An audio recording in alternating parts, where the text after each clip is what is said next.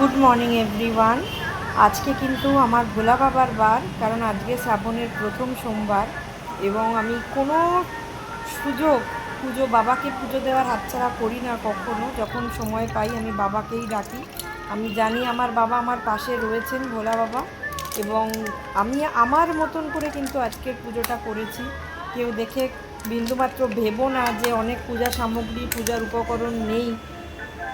হয়তো আমার স্থান বা কালবিশেষে আমি যেখানে থাকি সেখানে এত উপাদান পূজার জোগাড় করা সম্ভব হয়ে ওঠেনি আমার পক্ষে, বা হয় না। কিন্তু আমি আমার মনের ভক্তি, সরল বিশ্বাস এবং বাবার প্রতি যে আস্থা বা ভরসা, তার থেকেই আমি পুজো করি এবং বাবাকে আমি সবসময় আমার কাছে পাই। আমি উপলব্ধি করি বাবা আমার কাছে রয়েছেন এবং আমি আমার মতন করেই পুজো করি এবং সেইভাবেই আমার ভালো লাগা, আমার ভালোবাসা থেকে আমি পুজোটা করি। যেভাবে আমি আমার পবিত্র মন দিয়ে, সরল মন থেকে আমার বাবাকে ডাকি, আমি সেইভাবেই পুজোটা করার চেষ্টা করেছি এবং আমি খুশি, আমি খুব আপ্লুত যে আমি আমার বাবার জন্য পুজোটা করতে পেরেছি এবং সারা জীবন এইভাবেই করে যাব, যেভাবে আমি করতে পারি বা যেভাবে আমাকে উনি ভোলা বাবা করানোর সুযোগ দিচ্ছেন। সবই তো ওনারই ইচ্ছায়, মহাদেব ছাড়া তো গাছের পাতা নড়ে না, মহাদেবের ইচ্ছাই সব।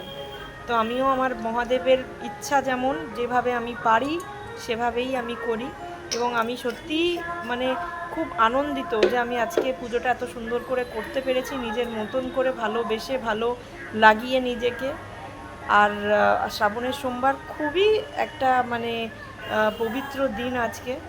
আমি জানি আজকে সমস্ত ভোলা বাবার ভক্তরাও পুজো করছো তোমরা, আর পাশে নিশ্চয়ই তোমরা একটা গানের আওয়াজও পাচ্ছ। আমার ঘরের পাশে, আমার জানলার পাশেই কিন্তু আমার মহাদেব রয়েছেন। আমি যেখানে যাই অদ্ভুতভাবে কি বলবো, আমি ভোলা বাবাকে পেয়ে যাই যেখানেই যাই। তো আমি সেই ভোলা বাবার উদ্দেশ্যেই পুজো করছি। নীলকণ্ঠ ফুল, বেলপাতা, কাটা ফল বা ধুত্রা ফল যেটাকে বলে, এবং মালা, আকন্দের মালা আমি যেরকম জোগাড় করেছি দিয়ে আমি নিষ্ঠা করে আমার বাবার মাথায় জল ঢাললাম এবং আমি এতে খুব খুশি, খুব খুব খুব খুশি। আর শ্রাবণের সোমবার সবাই খুব ভালো থাকো, সুস্থ থাকো, শান্তিতে থাকো, এটাই চাই।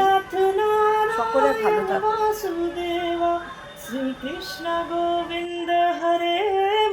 তো এইভাবেই আমি আমার পুজো সেরে আমার ছোট্ট মন্দিরের সাথে তোমাদের একটা ছোট্ট ক্লিপ দিলাম।